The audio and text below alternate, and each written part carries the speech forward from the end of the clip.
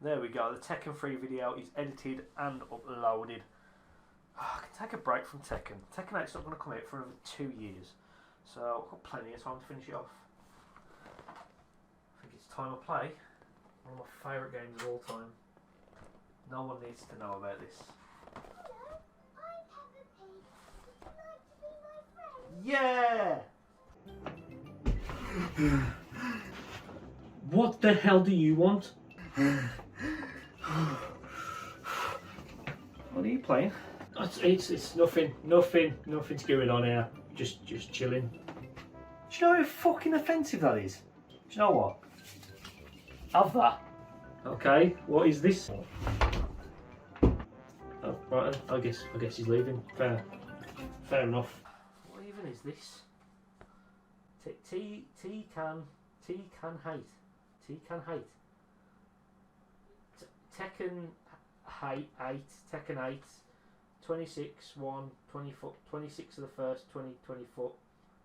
It's coming out in 5 months. It's out in 5 fucking months, and I've still got 6 games to go. Fuck's sake.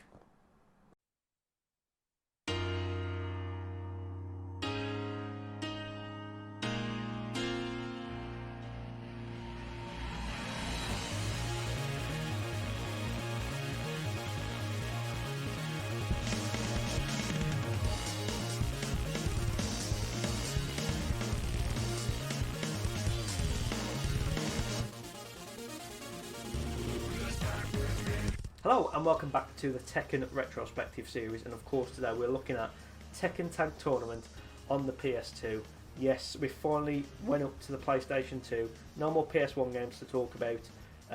The recording situation is a bit more technical.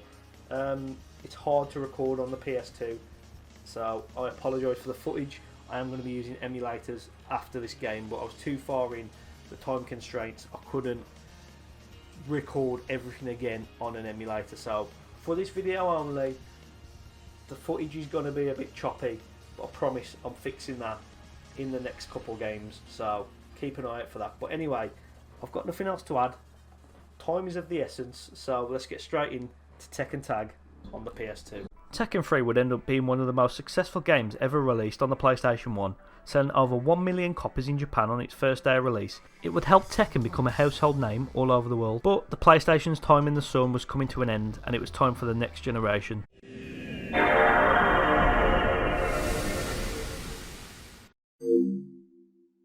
The PS2 would release in 2000, and of course it needed a fighting game on its release. Thankfully the team over at Namco already had a game ready to go, which was Tekken Tag Tournament, which released in July of 1999 in arcades. But things would be a little bit different this time around, as there would be quite a few differences between the arcade version and the console version. Previous games in the series would look almost identical between the arcade and console versions, with the arcade version being the better of the two. But for the first time in history, the console version would be leaps and bounds above the arcade version. The differences are insane. The PS2 version makes the arcade version look like a modded version of Tekken 3. Anyway, Tekken Tag would release on March 30th, 2000 in Japan, and as a launch title in Europe and the USA for the PlayStation 2 later that year.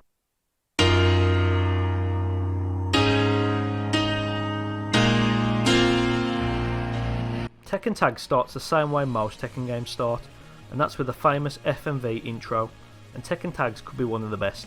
The music, the visuals, the intro truly shows that this is the new generation.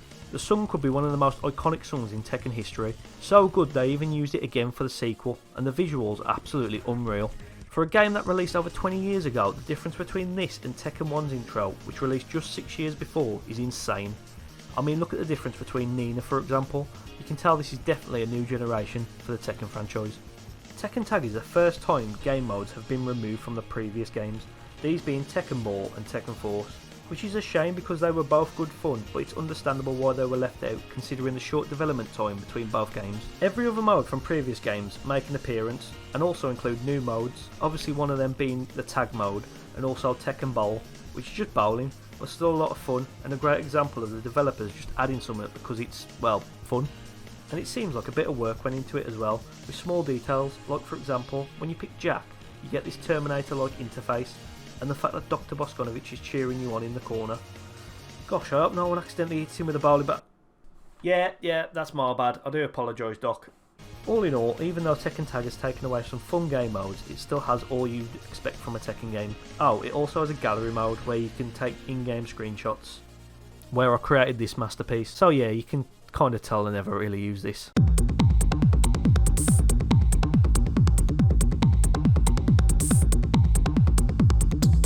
So Tekken Tag isn't actually canon to the rest of the Tekken story, so I had a great idea to bridge the gap between Tekken 3 and Tekken 4 using a little help from an old friend. Hello, yeah.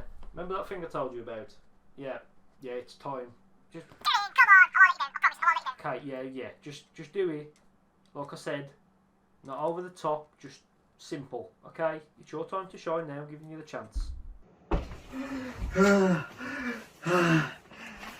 Oh, you're finally here. 4 months late, but it doesn't matter. Have you got what I asked for?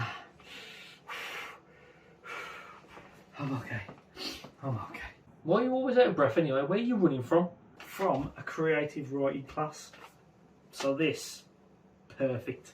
Absolutely perfect. That's alright then, that might mean this is actually pretty good. I'm ready to hear it, let's go. Have you written this on one single piece of paper?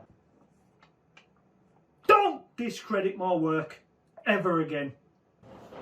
Okay, sorry, carry on. A lot of time, a lot of research has went into this perfect Tekken story. I've researched everything, every single game, just to get this beautiful piece of work for your stupid YouTube video. Alright. Okay. Okay, so at the end of Tekken 3 we find out that Jin, he flies away with big black wings, and that is of course because he is half pigeon. Now this story takes place a couple of days after Jin finds his long lost love interest. As we all know, it's hidden in the game so beautifully, but we all know who it really is. I mean, Choryu's not really his love interest, it's more like a friend thing. It's Mokujin. What do you mean Mokujin? Silence! Alright, just... Shut up. I'll let it slide. So yeah, Jin wakes up in the forest, his penis covered in splinters. We all know what's happened. So yeah, the rest of the story is mostly just those two going at it. I can't lie. I am going to go into detail though, because I really want to, because I've spent a lot of time on this. So yeah, you know what, just get to the end. Okay, I've tried something new and it hasn't worked obviously, so just finish it, wrap it up. Yeah, I bet Jim wishes he did, am I right? But that's what happens when you shag something that's made out of logs.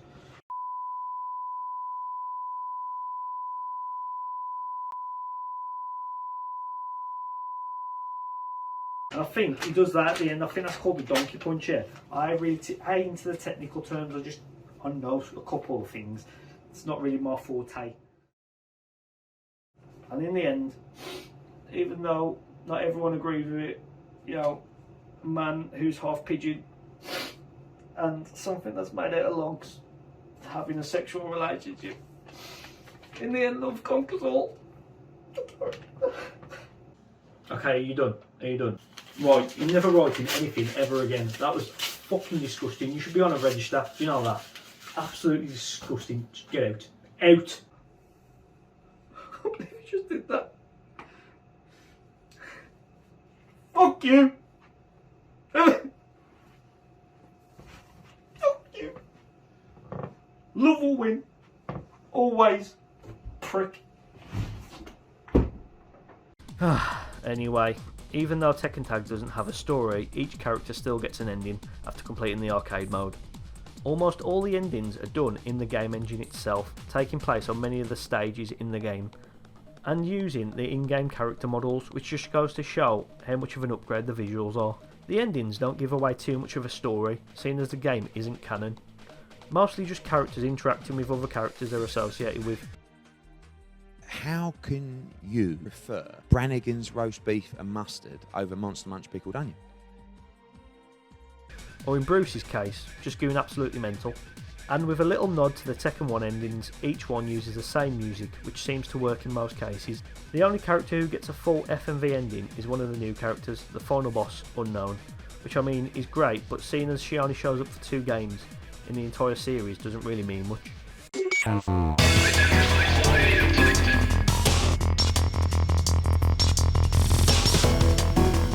The gameplay of Tekken Tag is very similar to Tekken 3, which isn't necessarily a bad thing, but on the PS2 it does feel a bit more sluggish than it did on the PS1. That's maybe down to the fact that the later games on the system feel a bit more fluid than this, and going back to play this feels a lot like playing a remastered PS1 game, which again isn't a bad thing. The main difference in this game to previous ones is of course the tag mechanics, which add another layer of Tekken's already hectic gameplay. You're now able to switch between your 2 chosen characters on the fly by simply pressing the L1 or R1 buttons. And also, while your tag partner is tagged out, they also gain a bit of their health back, so there's also a bit of a tactical thinking that goes into timing the tags just right. You can also perform tag throws, which allows you to tag your teammate in while simultaneously inflicting damage to your opponent, which is really simple to pull off by just tapping one of the tag buttons at the same time you perform a grapple.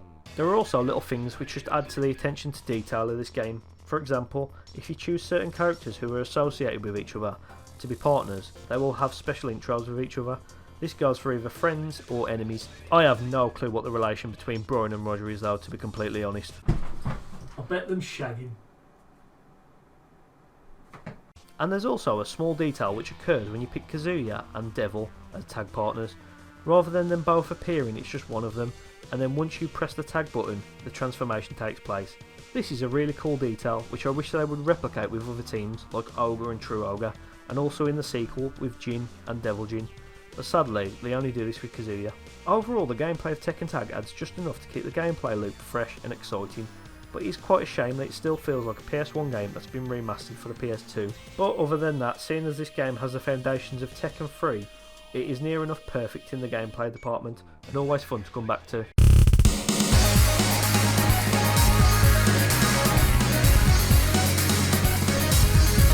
Right then, this is where things get a bit crazy.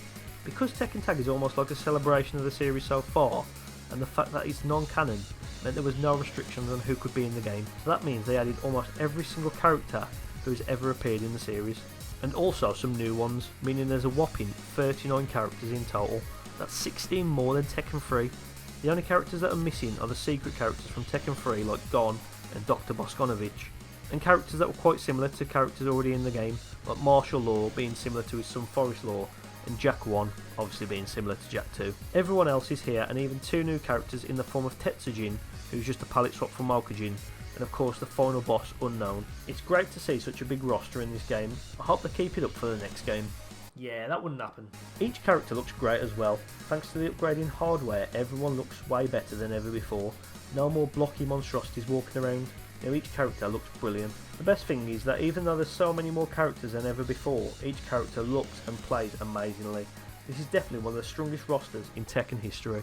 No way, no ear, no nose, no hand, no padding, no eye, no shape, no shape. I normally talk about the secrets and Easter eggs of the game in each video, but there's not much to talk about in Tekken Tag, other than the Dr. Boskonovich Easter egg in Tekken Bowl.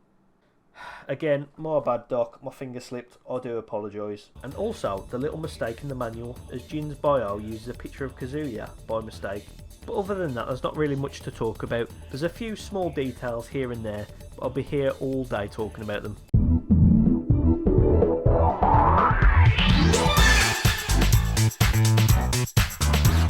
I do have to talk about the visuals because wow, this game still holds up today. Even though some of the spectators do look like the boat people from Spider-Man. A lot of the stages look very similar to stages from Tekken 3, so it's easy to make comparisons between the two. I've done my best to try and compare them so you can see for yourself.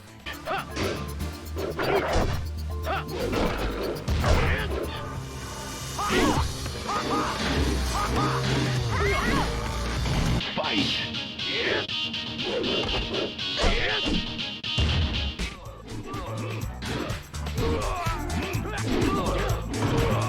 Fight.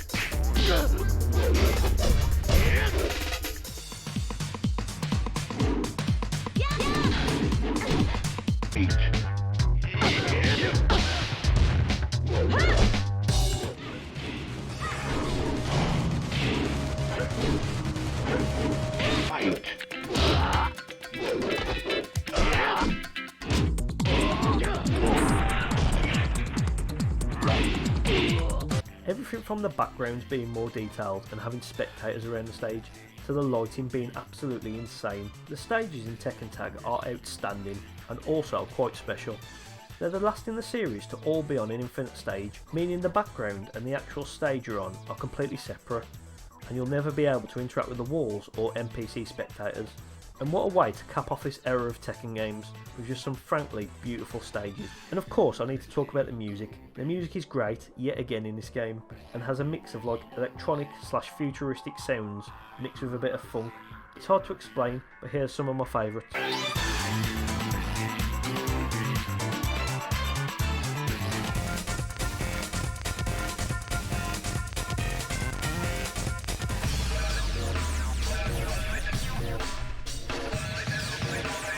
And of course one of them is one of my favourite Tekken stages of all time, and that has to be Ogre's stage. It just sets up the perfect boss fight, with it being the last stage you're in before you fight Unknown. It takes place in the entrance of a temple. You can see a bit of daylight at the top of the stairs, but the rest of the stage is lit by these intimidating looking statues and dragon heads breathing fire. It sets you up perfectly for the fight you're about to have, being against something that isn't entirely human. The music for this stage is great as well, being one of my favourite pieces of music in the entire franchise. The way it starts off so peacefully and slowly descends deeper into a more chaotic sound. It matches perfectly with your descent into this temple. The stages and music in this game are a perfect send-off for the classic era of PS1 Tekken games, and fit the style of all three previous games perfectly, and are definitely up there with some of the best.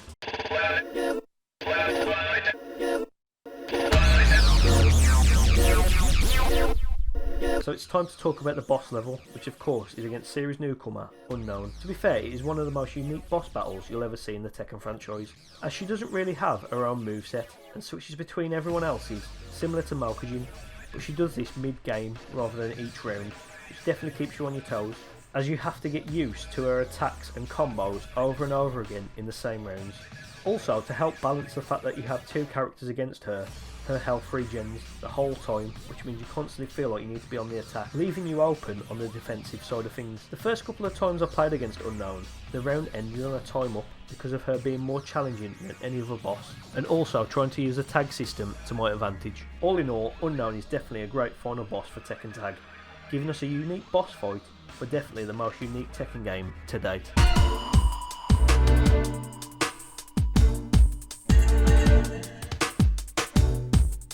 Tekken Tag was never meant to be the next game in the franchise. Instead, it was supposed to bring and celebrate the amazing games that were produced for the last generation over to the PS2. Even though it can be seen as a bit of a downside, I actually love the fact that this game feels like a PS1 Tekken game on the next generation. It just has a certain look and feel that was only present in the first three games. And for that reason, I'm going to give Tekken Tag an A on the tier list.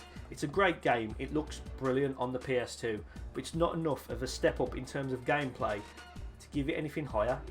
It's like Tekken 3 modded and remastered for the PS2, which isn't a bad thing, but again, there's not that much of a step up from the last game to give it anything higher than an A. So that is it for the Tekken Tag retrospective video. I hope you've enjoyed. I've enjoyed sitting back down and playing Tekken again. It's been really fun, and I can't wait to get through the rest of the games, which I think I can do before January 26th.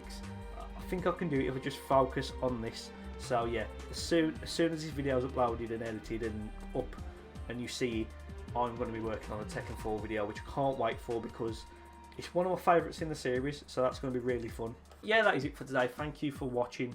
I hope you've enjoyed. If you have, please leave a like and please subscribe. It really does help me out.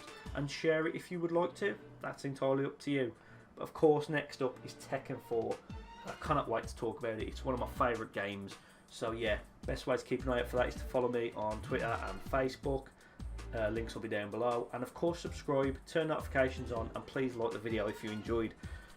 Yeah, that is it. Thanks for watching, and as always, I'll see you when I see you.